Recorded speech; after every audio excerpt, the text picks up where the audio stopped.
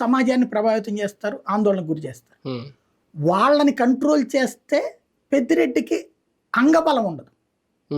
అదే ఇప్పుడు ప్రయత్నం. పెద్దిరెడ్డి సక్సెస్ఫుల్గా ఎందుకున్నాడంటే తన నియోజకవర్గంలో పూర్తిగా తను అసలు వెళ్ళకపోయినా ఓటు పడిపోతుంది. అందుకని అతను వెళ్ళి కుప్పం కథ తేల్చుకునే పనిలో ఉన్నాడు. అసలు అతనికే నియోజకవర్గంలో భయం పుట్టిస్తే ఆ పరిస్థితి సృష్టించడమే ఇప్పుడు జరుగుతున్న ప్రయత్నం. ఇప్పుడు దాదాపు 10 రోజులు అవుతున్నట్టుంది కదా, ఏం తేల్చారు?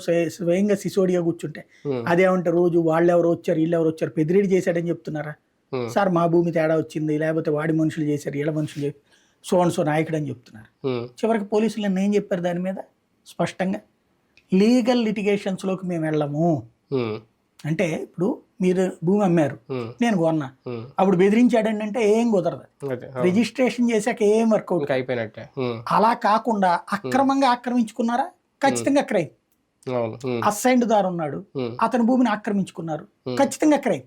అట్లాంటి కేసులు రాలి ఇప్పటిదాకా. అన్ని లీగల్ లిటిగేషన్స్, నాది 6 ఎకరాలు ఉంటే పక్క దాంట్లో ఒకటి కలుపుకున్నాడండి, అదే అవి సర్వేలు చేయాలి, అవి సివిల్, అది పోలీస్ డిపార్ట్మెంట్ ఏం చేయలేదు. కాబట్టి ఇంతవరకు ఒక పర్ఫెక్ట్ కేసల్లా ఇప్పుడు వాళ్ళ ఆవిడ పేరు మీద భూమి ఒక్కటే కనబడుతోంది.